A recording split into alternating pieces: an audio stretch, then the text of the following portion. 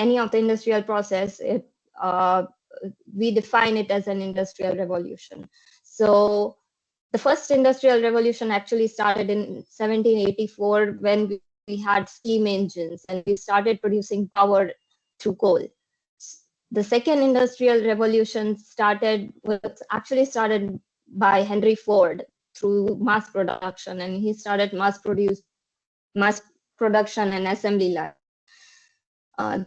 The third industrial revolution, which is currently we are in the midst of third and fourth one, started with electrification, and we actually started automating the things, automating the processes, and the products became more smarter, and we started communicating through networking. So this is the currently third shift of the industrial revolution, and we are in India currently moving towards the fourth industrial revolution, which is all about having cyber physical systems, industrial IoT, networking, and so on. Now, this cyber physical term may sound very gibberish to you, but it is actually very straightforward. So let me explain what is exactly a cyber physical system. So a cyber physical system is nothing but a system that can sense, it can have certain kind of computation power, it can build up logics, it can control, and then it can also communicate via networking. So these four things are basically into a cyber physical system. So any physical system which can communicate, sense, compute, and control is called a cyber physical system. So Industry 4.0 is all about cyber physical systems. And in this Industry 4.0, digital and physical behaviors are closely interlinked. So, we can actually imitate the features of a real system in a virtual environment. We will go through this virtual environment and in this context, in one of the use cases, more into detail, but I hope you can understand the basic terminology here, what is exactly a cyber physical system. So talking about the economical aspect, if you see here, so this is actually Stanford's global vibrancy tool, which tells us that India actually ranks 4th among the nations that lead into AI, which is a very proud moment for us, because being a multi-linguistic state and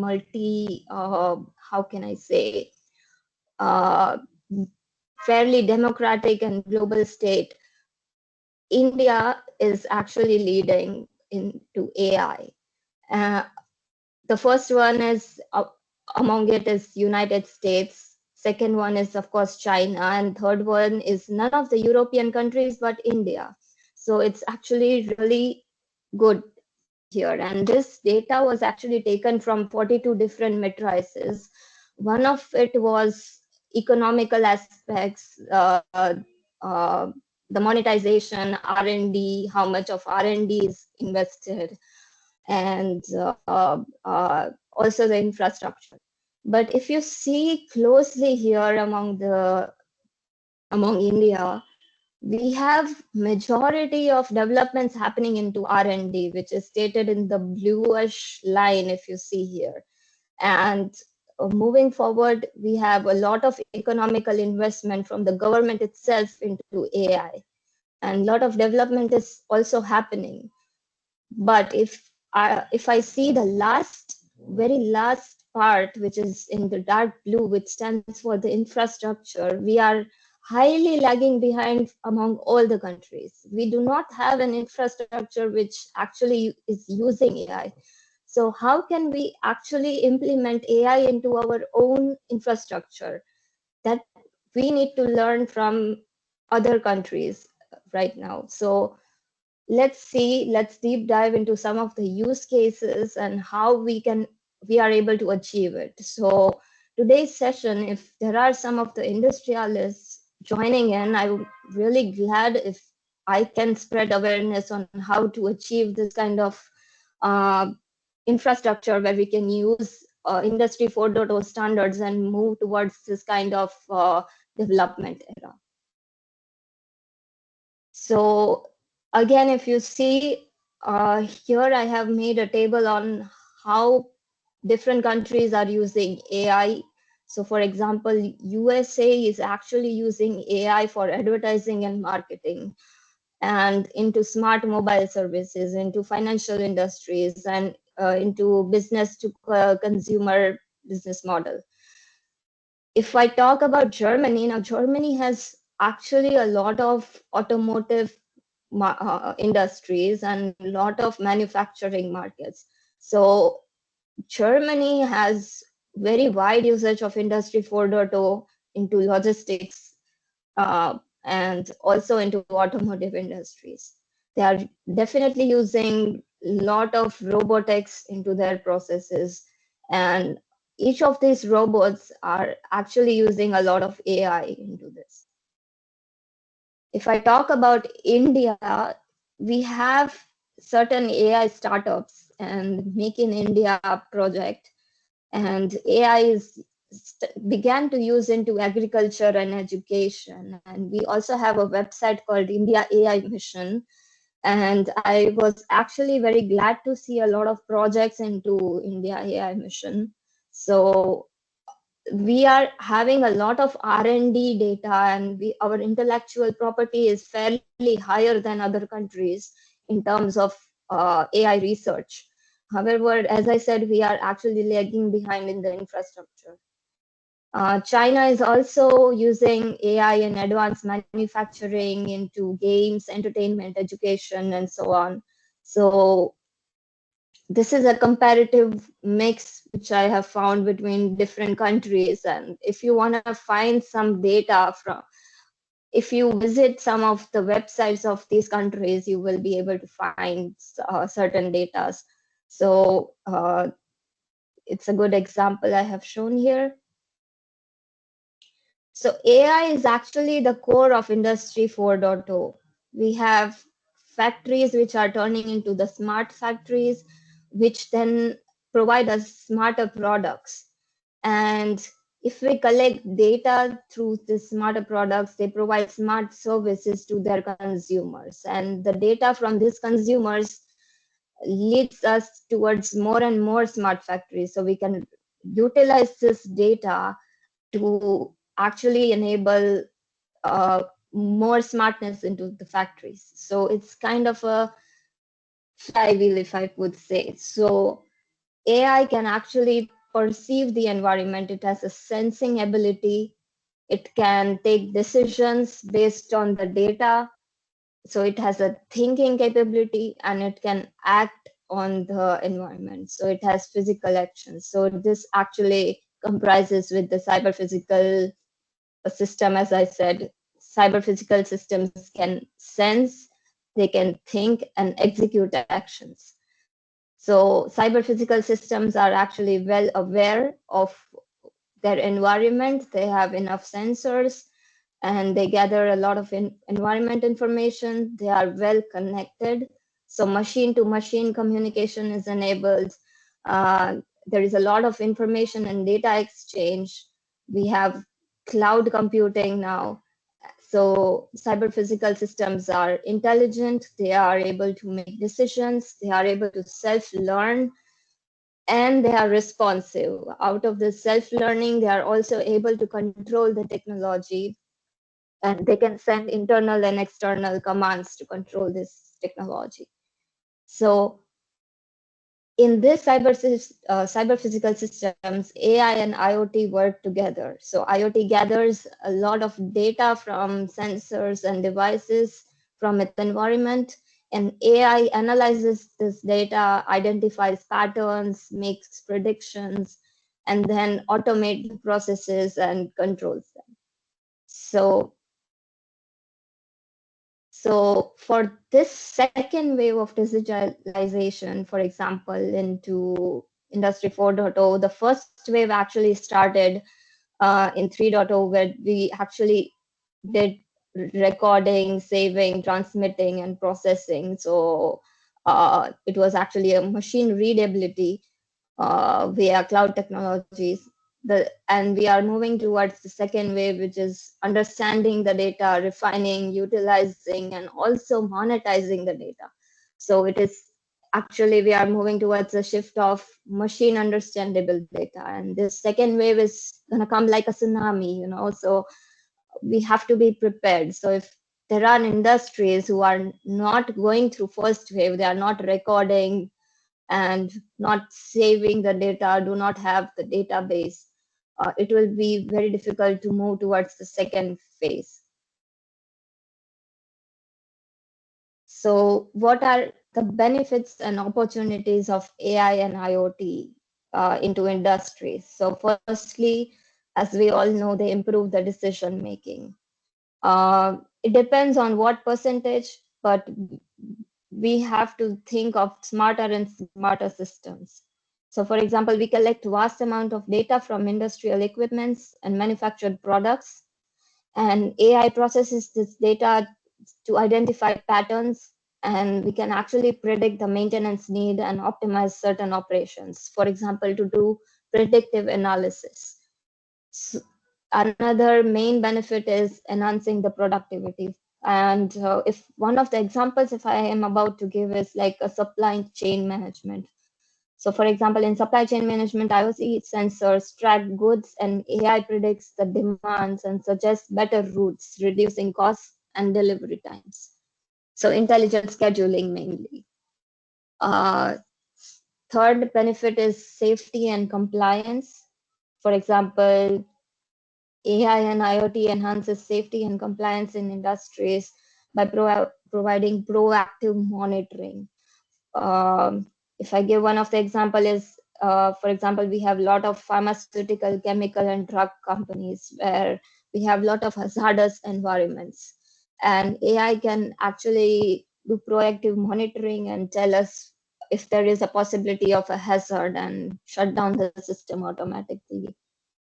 Another example is wearables for workers. For example, there is a worker who is actually working extensively over hours. We can track the health of the worker. So this is one of the safety which AI can provide. Uh, Another is energy efficiency. So predictive maintenance is one of the part of energy efficiency. Energy usage optimization. If I talk about energy efficiency, then also energy smart grids are coming up, which are now transforming a lot of power. Customer experience, improve quality and life cycle of the product. For example, let me give you an example of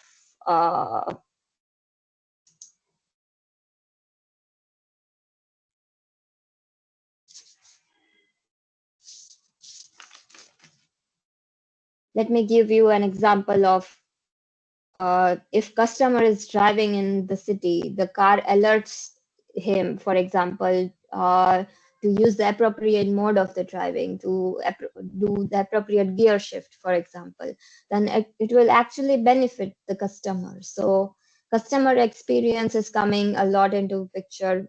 Also, UI is biggest example of customer experience. Another is customization is scale, which is also known as mass customization. How can I mass customize my products and provide it to my consumers? To provide customization via the benefits of mass production techniques and personalized orders. And of course, the largest benefit is innovation because we are moving towards the fourth industrial shift. Now, what kind of AI algorithms are mainly used into industries currently? For example, I'm not sure if the audience has attended for the first few lectures where Koteja sir explained a lot of AI technologies, but I would actually like to recap a bit. So machine learning algorithms are mainly divided into three categories. One is supervised learning algorithm, another is unsupervised learning, and third one is reinforcement learning. In supervised learning, we have the data which is labeled. For example, if I show you the picture of apple, I know it is apple. I know it is called apple because it has the label of apple with it. In unsupervised learning, we do not have such labels. For example, I see an unknown thing. I don't know what is it called. In reinforcement learning, we have an agent and an environment. So agent takes actions and received rewards and penalties based on the action it takes and the next state. So in this session, we will be mostly concerned with supervised and unsupervised learning algorithms. So mainly supervised learning algorithms are used for classification and regression. Classification means to classify the data. For example, if you have two different kinds of data or three different kinds of data, I want to classify it. Let's say a lot of images of apples. It's called an apple, so it's kind of a classification. Regression is predicting the future outcome. For example, I have a lot of data points and I want to predict the trend of the data. What will be, uh, let's say, what will be the value of the stock in 2026? That is kind of a regression algorithm. If I'm using a battery, what is the health of the battery next year? That is predicted via regression models. Clustering is, you can also name clustering as grouping the data, bifurcating mainly. So the data points are clustered, they are grouped, they are bifurcated uh, uh, according to the dissimilarities into them. And there are different use cases for this models. For example, you use regression for weather forecasting, what will be how much rain will be there in this year or next year, for example. Classification is mainly used for image classification, also used for fraud detection. Unsupervised, if I talk about unsupervised learning, clustering is mainly used for customer segmentation. For example, I have one group of customer who buys only black cars instead of white. One group of customer chooses, let's say, some kind of features which another group of customer doesn't choose. Reinforcement learning is mainly used in navigation tasks. For example, I want to navigate the robot from part A to part B, or I want to navigate AGVs, automotive guided vehicles, for example, from part A to part B. That is actually done via reinforcement learning. And if you think of any use case, it can be achieved via one of the following algorithms. Now, in this lecture, we are going to go through 5 different use cases of Industry 4.0, how IoT and AI are used into five of these use cases. We are going to see different algorithms which are getting used to achieve this kind of use cases for the industries. And I want you to actually think on how, for example, if we have a use case, how can we solve this use case? How can we solve a problem? So this session is all about actually brainstorming on different use cases. So let me go through digital twins. Let me start with digital twins first. So in Industry 4.0, we have a use case of digital twin. So what is exactly a digital twin? So you can call a digital twin as a virtual version of a physical object, a process, or place. You can think of anything which can be virtualized in using the real world data, and it can serve as a real world counterpart of a digital of a physical product is known as a digital twin. For example, here in the picture, you can see a digital twin of an aircraft engine. And how are these digital twins built actually? So these digital twins are built by gathering all the information on via using the IoT sensors.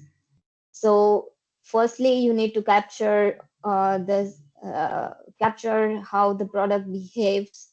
You need to capture the environment of the product, where it is used, what kind of output it is able to deliver.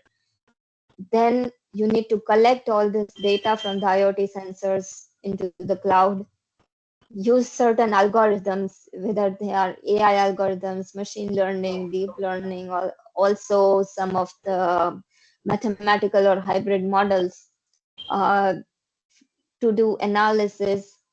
Mainly, you can actually uh, synonymize a digital twin with simulation. You can simulate anything into the virtual world. And then you can use visualization capabilities. Here, the XR stands for visualization capability via augmented reality or virtual reality. X is like a don't care condition, so you can use anything you need. You can also use UI, for example. And these digital twins enable real-time simulations, and they actually help us in making decisions easily. So the risk management is handled via digital twins, and more safer products can be achieved. For example, uh, we use digital twin in, let's say, a production plant where we cannot actually stop the production plant from producing goods. What if we want to test a newer robotic arm into our production plant? If we stop the production process, it's gonna cost us a lot of money. We cannot actually simply stop the production plant to test a newer equipment that we have brought in. So testing it digitally in virtual environment by creating a digital twin of the plant can actually save us a lot of money, and it can help us improve making the decision that whether this machine is suitable into our plant or not. So just imagine the benefits that we can achieve via using digital twins. Now, let's brainstorm a bit on how this digital twin works. Now, it's all sounds very nice from the outside, but how it actually works, it's very complicated thing. So firstly, we collect a lot of data via sensors. So stage one is data collection stage, where we use different protocols like MQTT, HTTP mainly, and use certain platforms to collect the data. There are also certain open source platforms which I have actually noted down here. So anyone who is doing their research can utilize these slides in the later stage. Uh, Step two is after collecting the data, we need to proceed towards data integration. So combine the data from multiple sources and store it in a way that it pursues a structure. So for example, we can use cloud technologies here to store the data points. So uh, to send the data to the cloud, we can use a lot of different APIs of the cloud, or mostly done via MQTT and HTTP if certain people have worked on this. Third one is model creation. Now we have all the data that we need. We need to create a model that can be done via MATLAB or AutoCAD or any 3D modeling tool. After creating the model, we need to apply the AI/ML algorithms based on it. For example, we can apply any supervised learning algorithm, unsupervised learning algorithm. Uh, you can also apply mathematical models and hybrid algorithms to actually simulate and achieve the results that you want from a product. Uh, Step 5 is to do predictive analysis.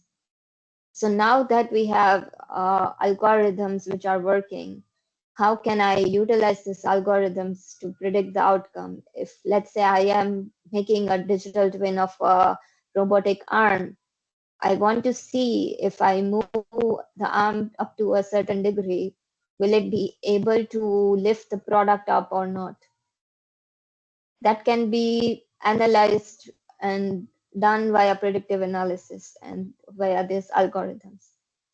Step 6 is visualization. I want to see if the outcomes that I have achieved are actually the right outcomes or not. That can be visualized via graphs or via 3D modeling.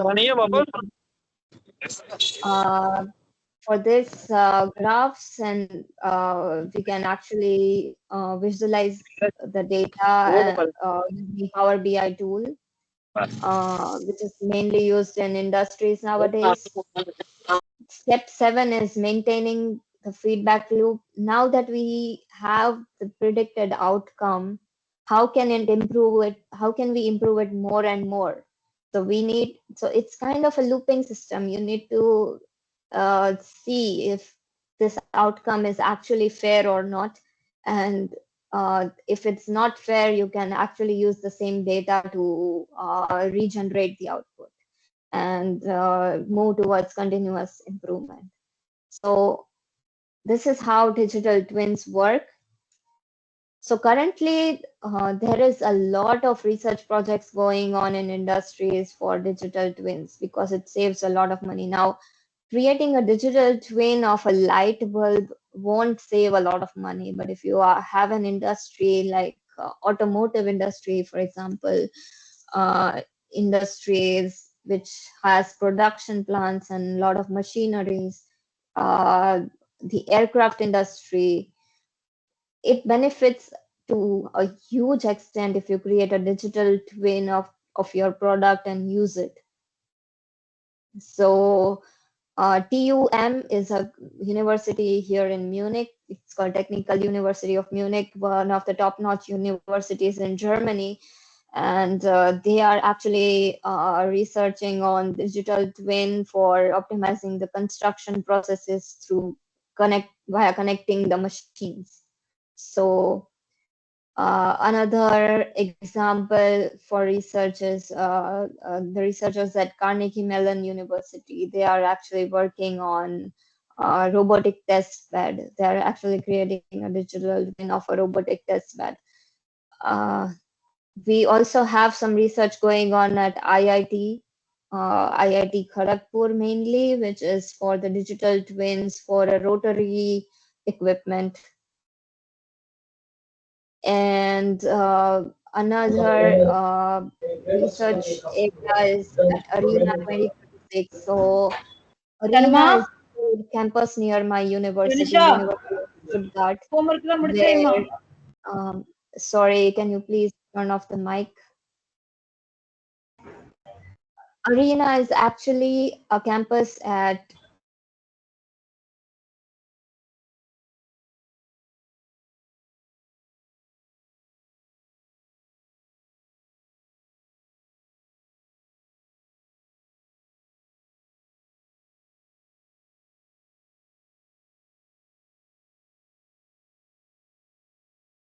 Uh, Leslie ma'am, please unmute yourself.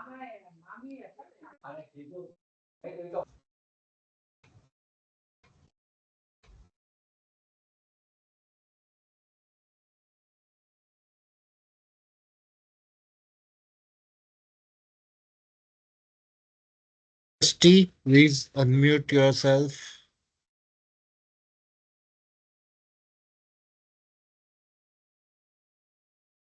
Hello, Celeste ma'am. Yes, sorry. Yeah. Okay. Fine. No problem. As a few participants were, making some noise, so maybe some coordinator made mute all. Yeah, Yeah. thank you. Thank you so Now you much. can just, yeah, please go ahead.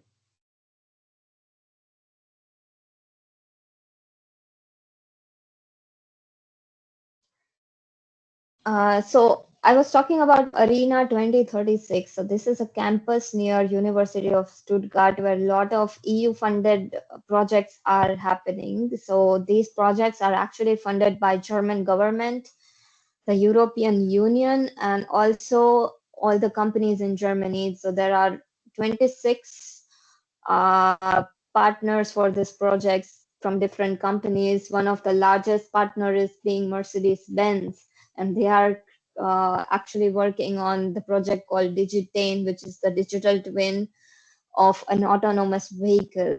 Now, autonomous vehicle has a lot of subsystems. For example, powertrains, batteries. You can think of infotainment systems. A lot of different units, and all of these are getting simulated, digitalized, and a lot of auto manufacturers can benefit from such projects. So one thing which motivates me is if we need to do such projects in India, we need a lot of collaboration between industries and academia. Also, collaboration between academia and government. And these kind of projects can only be achieved if we all come together into collaboration. For example, EU government is funding a lot of projects into Germany. And since I have seen there is a lot of research going on into direction of AI in India, academia and industries can come up together to achieve goals of Industry 4.0 altogether. And we can actually improve the digital processes into our infrastructure.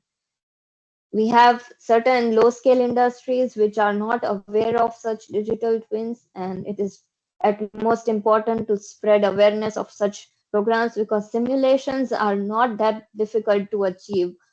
Um, I would say a college student can actually simulate a lot of things. So this is at most important to use digital twins into the future world. Another use case, if I go through, is of the mass customization. Now, what is mass customization? Mass customization is achieving customization through mass production technologies. So, tailor-made products for customers' individual needs and preferences, and manufacture them with efficiency of mass production. That can save us a lot of money. If you see a graph, if you wanna do customization in your Nike shoes, for example, it costs you a lot of money, but Nike does this in very cheap price because they are using their production facilities to mass customize it. And how can this be achieved? So if I give you some of the examples of mass customization, Tesla has a mass customization model to actually customize their vehicles, for example, to customize the model, the color of the vehicle, the wheels, interiors, and a lot of things. And similarly, there is BMW iDrive platform where you can customize BMW cars. If I talk about fashion companies, there is Nike, Adidas, which are providing mass customization options where you can actually customize your shoes. Dell allows a lot of mass customization. You can choose the type of processor, memory, and GPUs that you want in your product. Apple provides mass customization. Uh, if I talk about furniture stores in Germany, there is an IKEA store which actually provides a lot of mass customization for furniture. So on the right, if you see the graph, mass customized products have a lot of cost benefit than mass custom made products. So actually, because consumers will prefer buying mass customized products rather than providing it to someone to custom make it for themselves. So I want to show you one video of Dell actually where they do mass customization.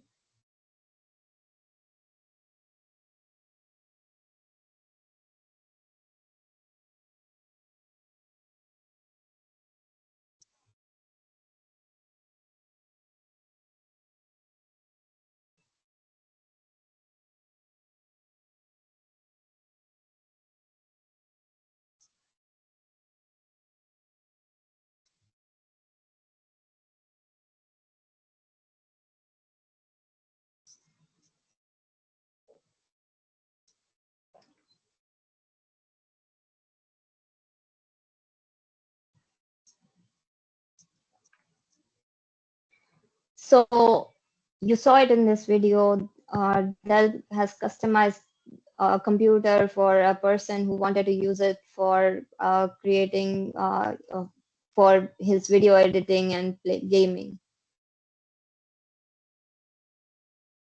So what are the benefits of mass customization and what are the techniques through which you can achieve mass customization in your products?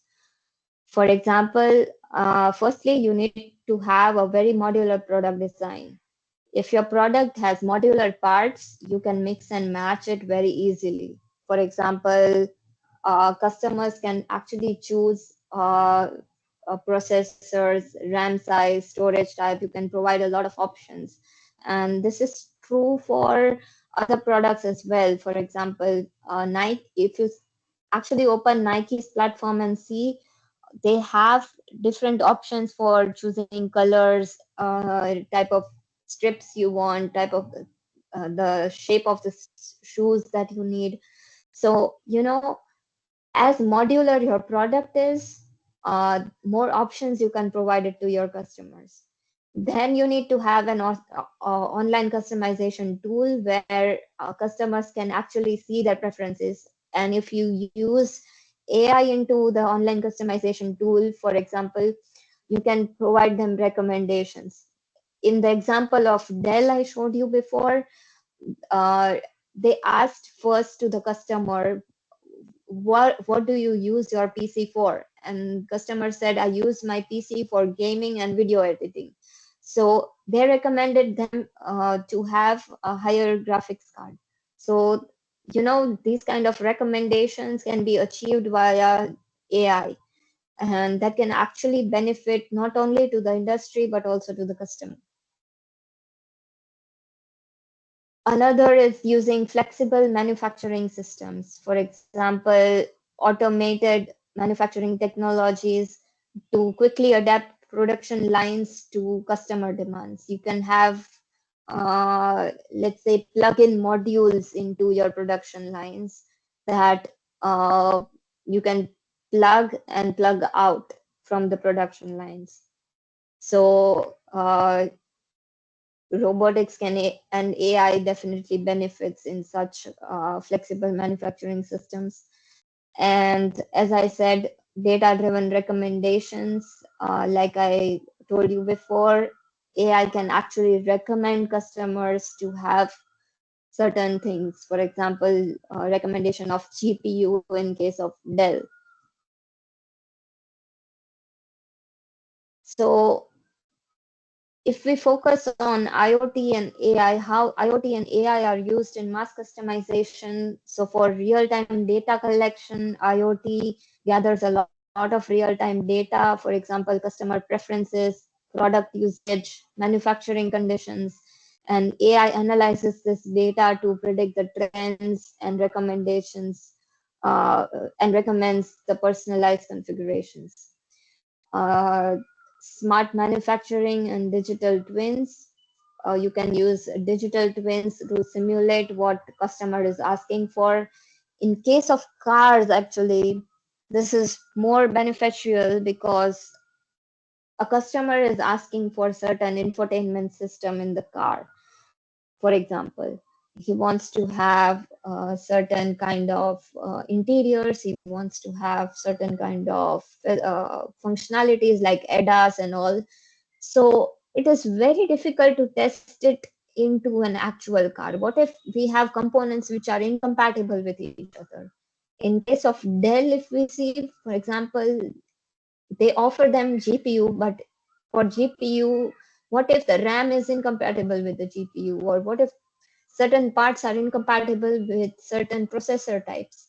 So it is actually very difficult to make a customized product in real time. So it is important to have a digital twin where you can simulate the product and do the testing beforehand, before selling and manufacturing the product. So that can actually save a lot of manufacturing costs.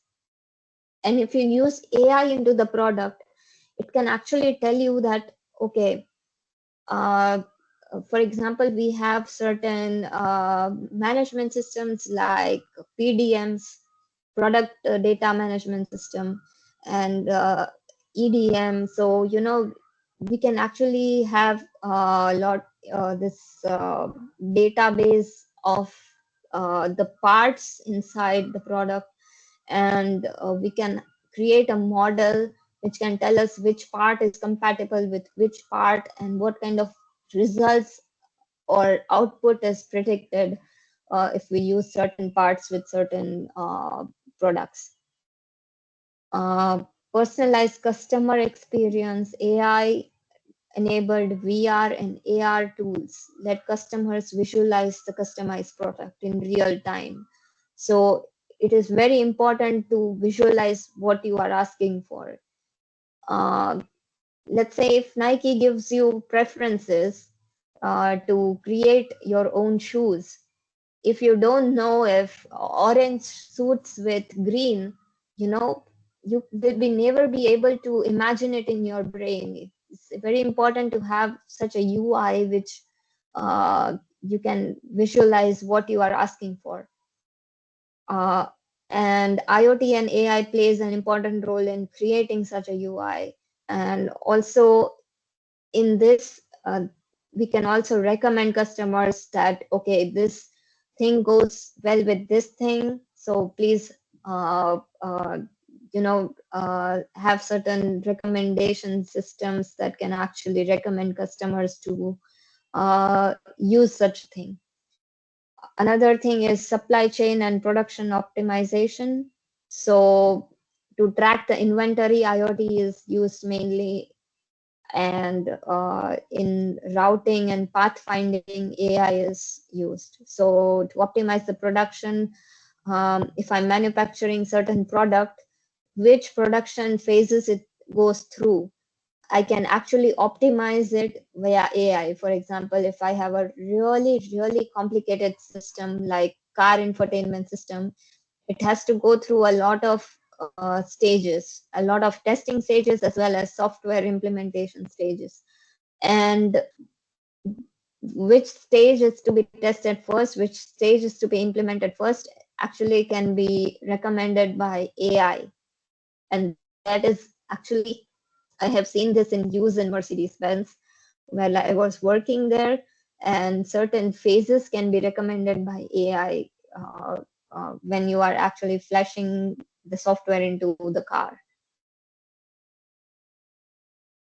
Third use case is automated guided vehicles. Nowadays, Amazon is using this extensively. It looks, as I have shown you in on the right side. So AGVs are autonomous systems that are designed to transport materials and goods into industrial environments, especially in warehouses where we have a certain, uh, for example, now we have people who are carrying, who are driving these AGVs in India, but these AGVs can also be automized. So it can drive itself, it can pick itself, it can unload itself, and that is very beneficial. And there is extensive usage of AI, and this is actually defined in Industry 4.0 that how AGVs work. So if I talk about navigation systems inside AGV, that can be actually achieved via uh, 5 different, let's say, algorithms. One is line following. You can actually use painted lines or magnetic strips or optical paths to navigate among the warehouses. You can use laser guidance. Uh, the shortest optimal pathfinding algorithm is Dijkstra's algorithm. So if you want to, so this is actually a graph theory based algorithm where if you want to move from point A to point B, what is the optimal path if you want to move from point A to point B? So that is actually created using graphs with nodes and edges, where edges has different weights, and you can actually predict an optimal path or let's say collision-free path in a warehouse using Dijkstra's. And another most important method is using simultaneous localization and mapping. So what is done in SLAM exactly? So let's say I have an automated guided vehicle. I am not aware of my environment or my location in the building. So first it predicts its location in the building, move forwards one step, scans the environment, builds a map, again move forwards one step, locates itself, builds a map, move forwards one step, locates itself, builds a map, and if it is visiting the same path again, it already knows that I am where I am in the warehouse. So SLAM is most prominently used in AGVs, and the most advanced system is using reinforcement learning as well, uh, uh, where AGV is actually an agent, and it received reward points if it makes the correct step, and penalties if it makes the wrong step. And we need to minimize the queue function. Now, I'm not going into detail into more reinforcement learning. However, this is uh, actually an advanced topic, so I'm not going to go through it.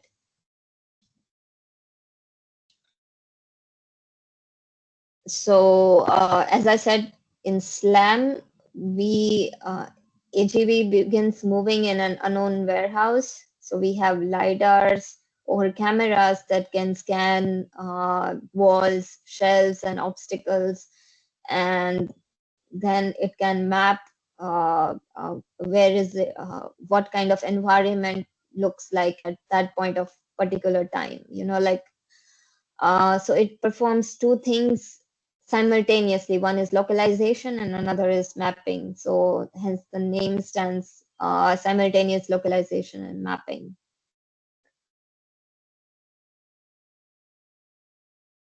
As I said, in reinforcement learning, we have an agent. For example, AGV is called an agent, and we have environment in which it moves. And for every action it takes, it receives uh, rewards or it receives penalties. And we have a term called Q function. Now, Q function is nothing but uh, Q function predicts that what is the expected return from taking another step. For example, if I give you 5 rupees today and 5 rupees after 6 months, 5 rupees today is much more valuable than 5 rupees after 6 months. So we need to maximize the Q function in this case if we are using reinforcement learning. So this is an advanced topic, and there are a lot of PhD opportunities into AGVs. The fourth use case is predictive maintenance. So in predictive maintenance, we have two different kind of maintenance, for example, predictive and prescriptive, which uses AI. So what is exactly predictive and prescriptive maintenance? We have reactive maintenance. For example, whenever the system breaks, we fix it. Now, we actually cannot wait for the system to break down. We want to take some measure before it breaks down. For example, I do not wish to wait until the machine actually breakdowns in production lines. So we have preventive maintenance where we maintain it at regular intervals. For example, every 6 months we revisit that machinery, we see if everything is working properly, and we maintain it. But this is actually cost effective because I have to call in the maintainers, I have to give them money every 6 months. So predictive maintenance is done by using IoT, and the IoT sensors actually collect a lot of historic data of the machinery, and it can provide us visualizations of how it is working, and we can actually predict if it is going to break down. So for example, if there are a lot of vibrations in the motor, I know the motor is not working properly, it needs maintenance. So I can use a vibration sensor in the motor and do predictive maintenance. Another type is prescriptive maintenance, where I have the use of generative AI, for example.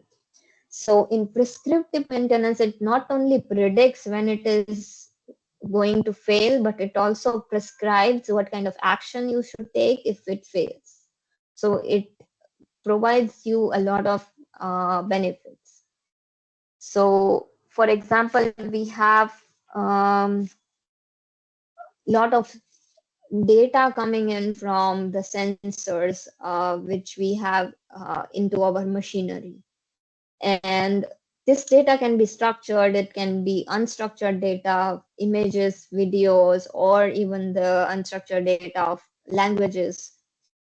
We can train our model, we can deploy this model, and this model can do actually predictive analysis. And if we have implemented generative AI, it can also tell us how to exactly solve this problem, where the fault is, or what can be done to solve this problem. So it recommends actions to take. And this is very important for maintenance workers. So if I give you an example, let's say we have a really expensive aircrafts for up to 6 million euros per aircraft. Now a plane comes in and pilot reports a problem. But the issue is that the maintainers do not really know where the problem is, and it takes them a lot of time to check each and every subsystem and see,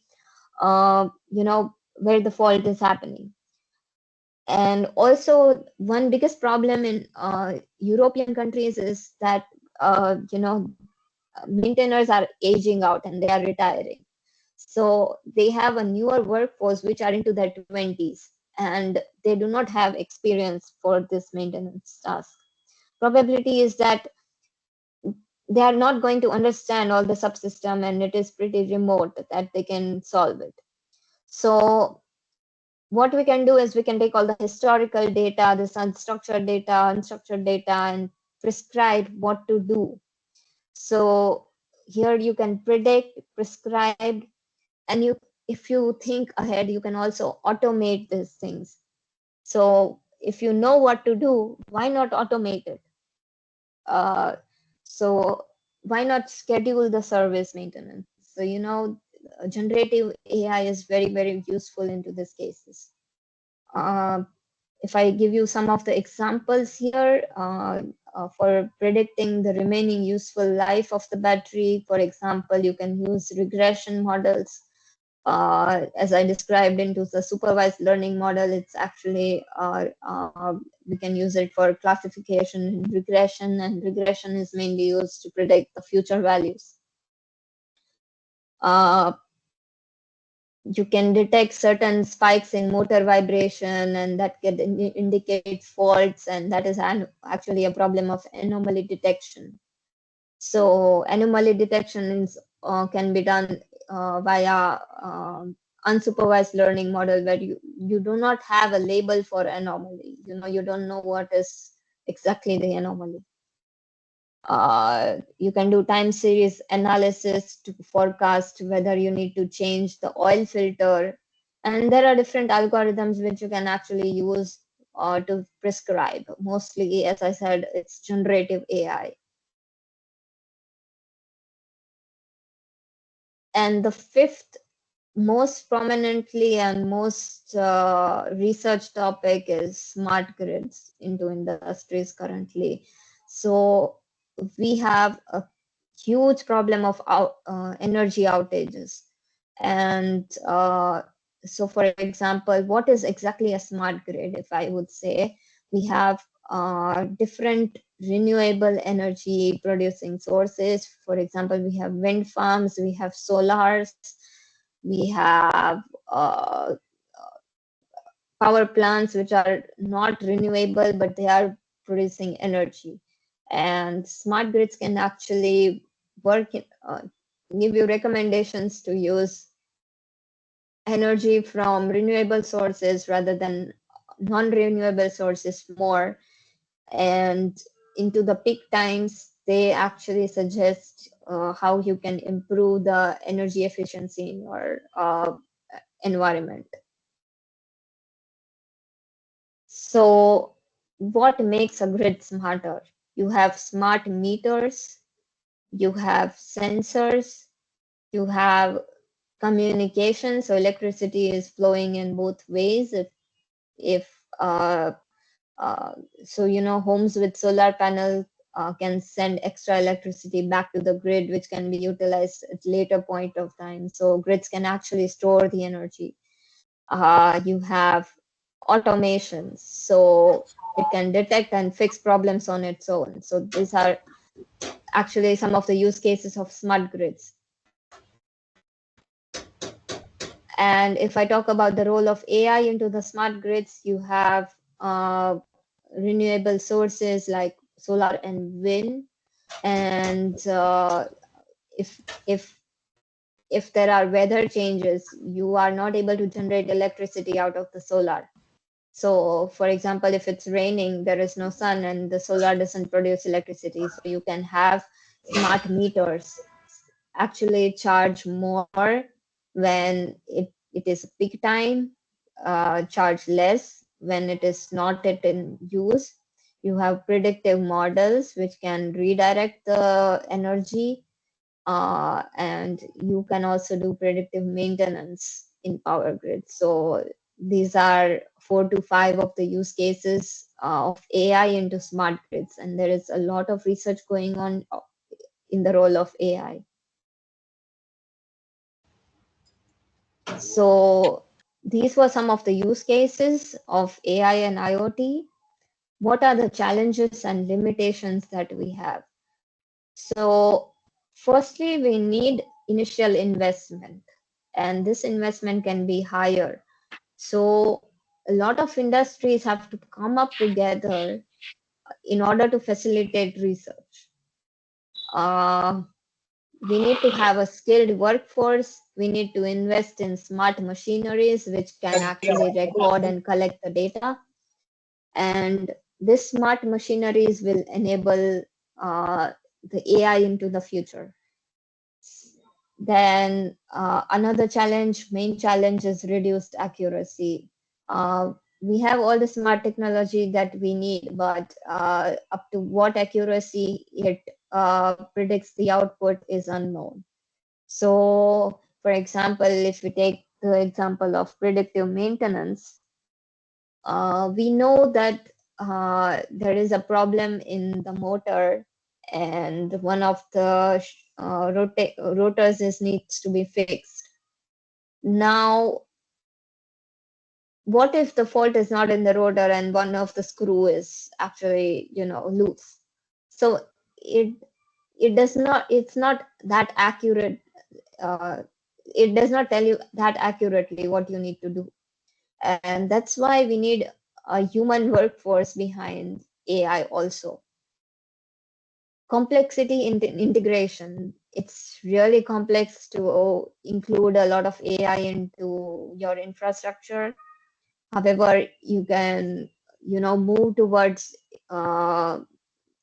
let's say, a, a collaborative environment where AI and humans are working all together. Complete automation is not yet achieved. Uh, Data privacy concerns are there. There are a lot of cybersecurity risks.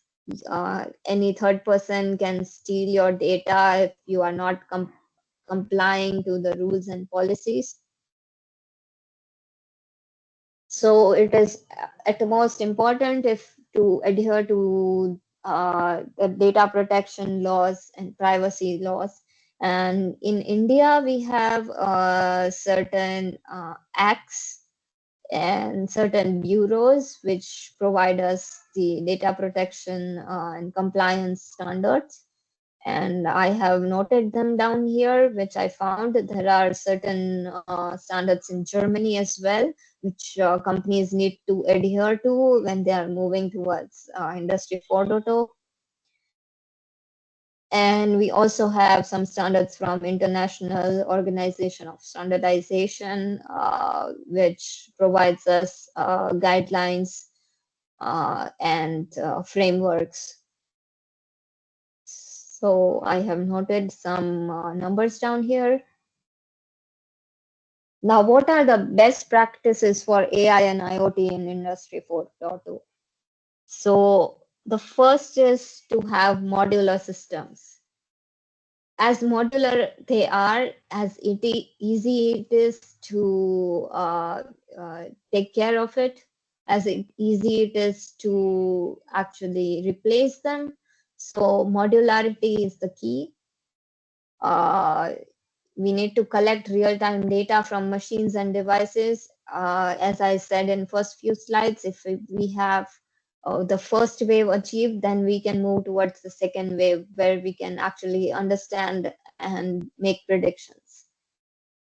Third point is use edge computing for local data processing. Now we have sensors and we can actually utilize the processing power into the edge itself, on the sensors itself, rather than using high-end servers. We can use big data analytics. The more data we generate, the more data we capture, the better our AI model's understanding is. And we need to invest in reskilling the workforce. We need to implement hybrid cloud solutions. These are the hybrid cloud solutions are needed because what if one system shuts down? You need other cloud solutions, and Amazon, I think, is already doing it. To collect raw data, which you absolutely need. Now, as I said, you need to adhere to compliance and policies. You cannot simply take data from the users. This is actually unethical. You should not take private data of the users. You need to take the data which you absolutely need for the transformation. Now, this data has to be raw data. It does not need to have users' name, phone number, or the address. Otherwise, you will face a lot of litigations. You need to continuously improve the models with the newer data and stay compliant, as I said, with the cybersecurity laws. And here also I have noted down certain ISO standards which are followed in the industries, which can ensure robust and secure scalable AI and IoT implementations in the industries. Now there is a biggest question that if we are going to use a lot of AI into industries, what about the jobs? What about jobs that are existing? For example, in warehouses, we are replacing people with robots. So, as I said, as we are moving towards transformation, there are certain losses. So certain pick and place jobs, certain jobs for lethargic work will be removed, and there will be machineries doing it. But there will be a lot of new jobs created in the area of artificial intelligence, in the area of sensor technologies, into networking, and Industry 4.0 will create millions of new jobs. That is for sure.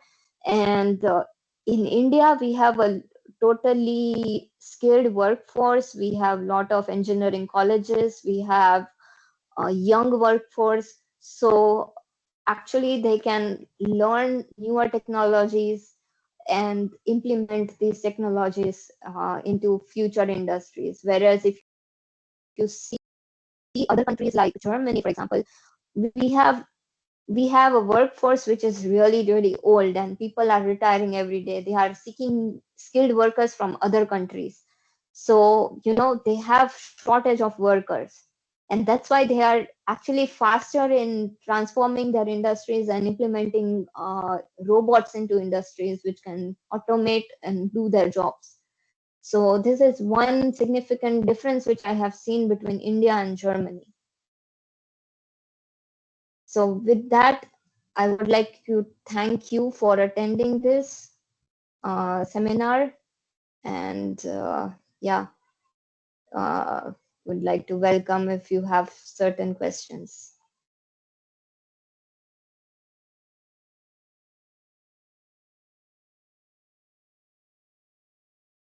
Yes, so it's a question answer session. We have a 10 minutes for QA. Ma'am, I'm Dr. Brahmpal Singh. Hello. Yes. Uh, I want to ask that it means as I'm listening or I'm seeing your presentation, so according to this, it means in future, all the sectors will fully dependent on machine learning or AI field. So suppose if I'm taking the example of education sector, how can we update ourselves so that we can face or we can update ourselves? So how can we update ourselves? So in education, I'm definitely sure we are using generative AI technologies, and into research, we mainly need to stay concerned if the technologies that we are using are actually giving us the right information. So that is very crucial. And you need to tell students actually to read more and more research papers and to rely on the data which they can get from the research rather than generative AI, for example. Now, if you ask question to chat GPT, it will recommend you certain answers, but how true is this information? There is no guarantee. So you cannot exactly use uh, you know this kind of generative AI into education. You need to be aware of what information that you are passing and how you are utilizing it. So that's one of the main concern nowadays. Yeah. Will it affect the job of teacher also? I don't think anything can replace the job of teachers. There is uh, I mean, your curriculum cannot be affected. So, like you need to transfer a lot of education to students and, bring on newer updates. They can verify what you teach through ChatGPT or, YouTube, but the newer curriculum will always be updated, and teachers always have to share it with the students. That's my feeling. Right. Thank you. Thank you.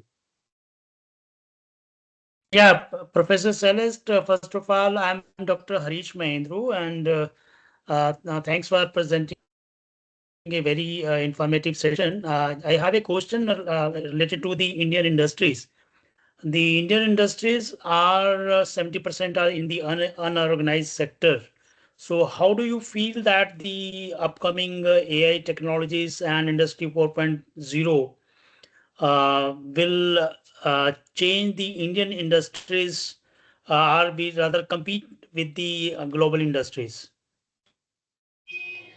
So my personal feeling is because, like you said, we have a lot of industries into rural areas, which are so there are certain industries. For example, if I say retail industries where we develop garments, we have food and beverage industries, we have a lot of industries where we do not have production facilities. uh, there we would be able to see lesser effects of AI. However, to compete with the global world, it is crucial that we transform our industries to utilize the newer Industry 4.0 techniques. And to achieve this, it is at most important that industry, all the industries collaborate with the government and also with the academia. So being professors, what are the newer technologies coming up. But if you meet few of the industrialists, they actually don't know what is going on in the market, what kind of newer technologies are coming up, and how can they utilize into their own sectors. So to spread this awareness is very, very important. Another is funding is very important. uh, there has to be unions formed which can educate internally and which can help each other to move towards this transformation. So that I have seen into EU countries where European Union and German government is funding a lot of projects to universities, and lot of industries are taking part into these projects. So they are actually providing the resources that students need in order to research. And this must also happen in India. If this will happen, then we will move gradually towards transformation in a very fast and efficient way. And currently we have Industry 4.0, but we have talks about Industry 5.0, which is also gonna happen in near future, where there will be existence of cobots. And if I say, our infrastructure needs a lot of upgrade to compete with the global market. Yeah. Yeah, thank you. So that means forever the road is very long. Thank you very much. I think the road is long for everyone, but gradual transformation can actually lead to, more and more technologies coming in. So spreading awareness is one thing. If we spread awareness to the people, then they will start using these technologies. For example, in India now, people have started using cameras into their industries. They have started using smoke sensors. Before, that was not the case even into rural areas. So that is really good thing. So awareness is most important. Yeah, thank you. Thank you. Thank you, Professor Salis.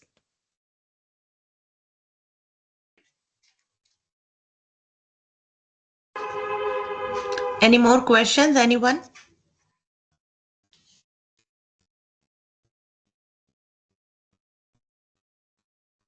Do we have around anyone who's having any question?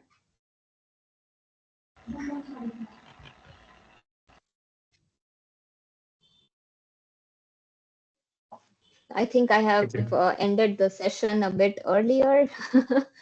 No, So no. It's few in of time, ma'am. the It's perfectly in few of time. the personal experiences, if I share, by working in Germany, I want to share a few of very important experiences. Is one that, uh, as you saw, India stands fourth in AI.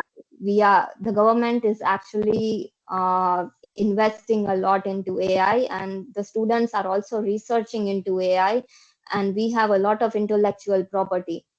But honestly, this intellectual property is mostly open source, and we are publishing papers which other countries are utilizing it. So it is very much important to save our intellectual property. Now, when I did my project with Mercedes Benz, I had signed some of the NDAs with Mercedes-Benz through which I cannot share the data of Mercedes-Benz.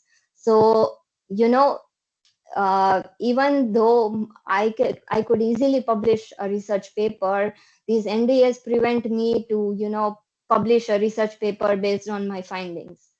Now, this data is utilized by the university and by industry to into their future projects. So intellectual property is very important, and you can actually use it to monetize. So if we have certain research going on into our academia, we can actually utilize that research to we can monetize it and actually you know, generate a lot of economic benefits from outside industries. So that is one thing. So that's my personal experience from by working with German companies. I think someone has a question here. Hello, Tejas sir, do you have any question? You can ask. Hello, good evening, Yes. ma'am. Yes, may I Yes. ask? Yeah, please. Yes, I'm a librarian and I would like to ask that what are the different areas of libraries at where AI can be used in recent trends? Okay. So finding the databases, of course. I am not actually aware of the libraries areas, but yeah, AI can also benefit libraries into, as I said, in securing the intellectual properties, basically, and to generate answers. So if you have a longer database, you can actually search from that database what you have it in the library. And you can also, like, there are a lot of subscriptions to this online websites, for example, like Springer we have, and where certain research work is published, and AI can be utilized to, you know what kind of data we gather through this websites. So I'm not aware much regarding library terms, but yeah, interesting question though. Yeah, thanks. Thank you, ma'am. Thank you. Okay, Sneha ma'am, now we can go for the conclusion, or you can take one question. I I guess think Mr. Viren Patel. yeah, Viren Patel. Mr. Viren, do you have a question? Then you can put it now, or else we'll move ahead with the session. No, I think by mistake the hand was raised. Yes, Viren Patel, Yes. He sir. left. Hello. We are for the photo. Hello. Session. Yes. Yeah. Yes. Yes, ma'am. So now it's okay. Yes. Hello. So basically, I would just like to thank Celeste for this wonderful session. Her hard work was visible, and the research that she did, the thoughtful steps that were taken, they were amazing. Celeste, you were great, and we are Thank you so so much. grateful. We are so grateful for this insightful session from your side. Thanks a lot. Thank you so much for this opportunity. Thank you. Okay, pleasure is all ours. So now, when we move ahead, I would like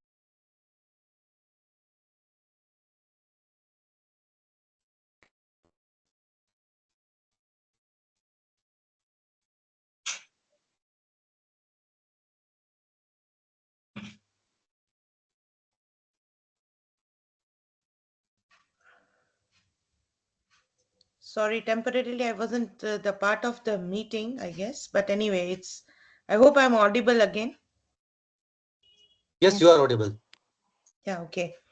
So let me just remind you that this wonderful FDP is organized by Department of Electronics and Communication And our coordinators are Dr. Jignesh Joshi and Dr. Deepesh Kamdar sir.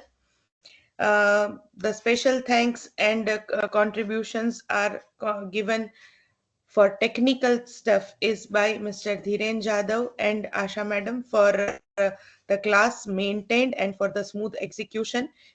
And the entire department, in some or the other way, is contributing a bit to make this a better event and a huge success.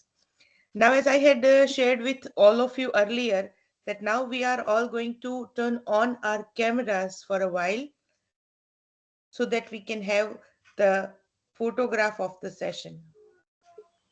I request everyone.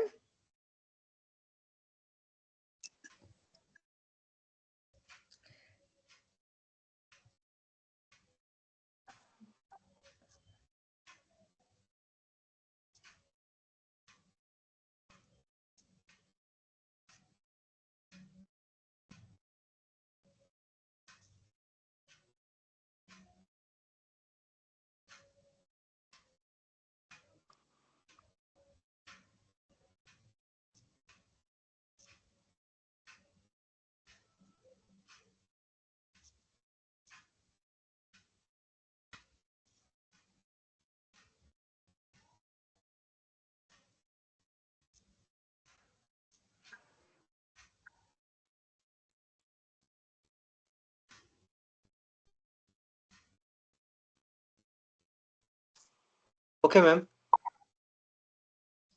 Okay, sir. So, have you taken the screenshot and should we move ahead? Yes, yes, ma'am. Okay, thank you, everyone. You can now turn the camera off if you wish. Yeah.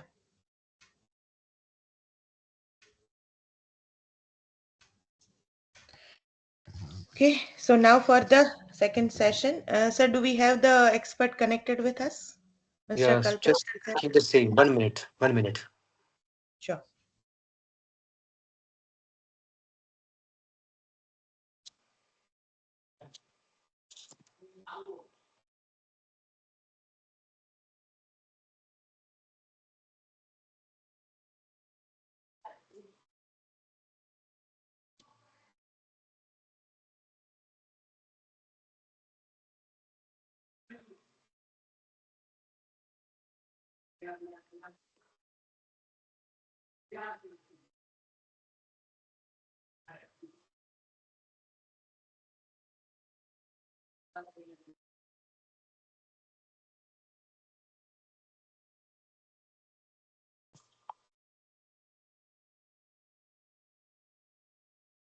Yes, Neha, ma'am.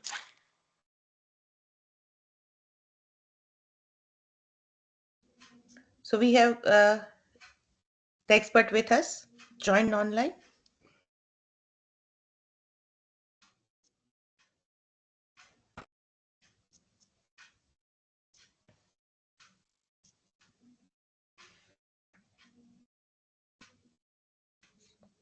Hello.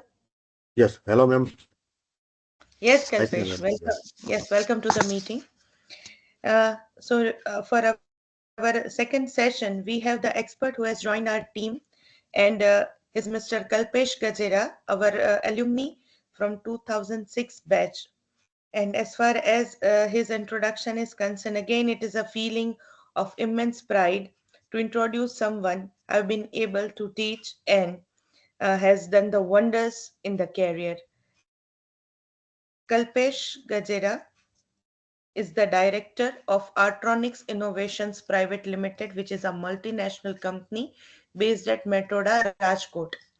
He is a passionate leader, and his company is dedicated to providing cutting edge embedded system solutions.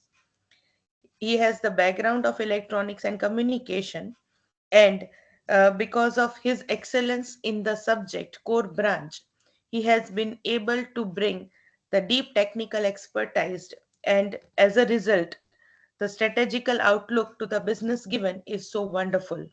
With his 18 years of span of the career and his experience in the embedded industry, the major focus he has given is on delivering the innovative solutions, especially to solve the real world problems. And in Indian market, he has offered, along with his company, he has offered the tailored solutions.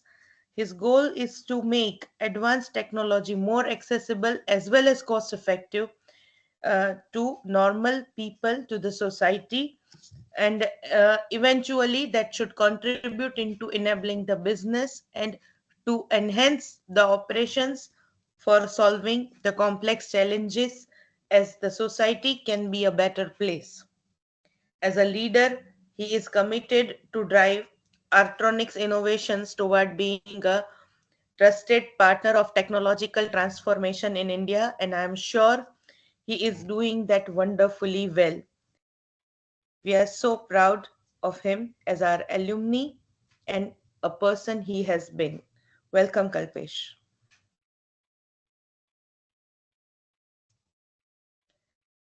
Uh, Kalpesh?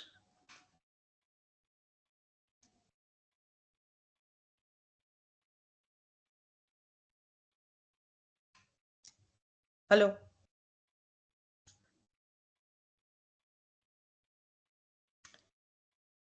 Kalpesh, you can proceed with the session. Are you there?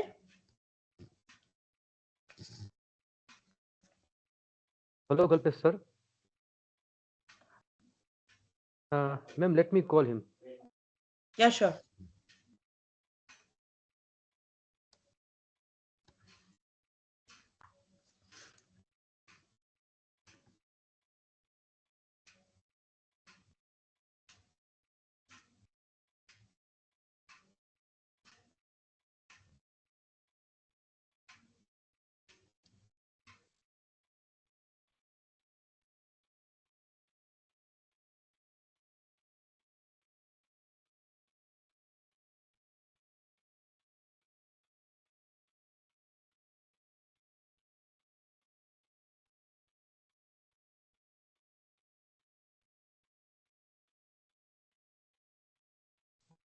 Hello, madam. Hello, Sneha ma'am. Yes, sir. Yes, sir. Yeah, he was having a connection problem. Just he is again rejoining, and Okay. then he will start. Okay.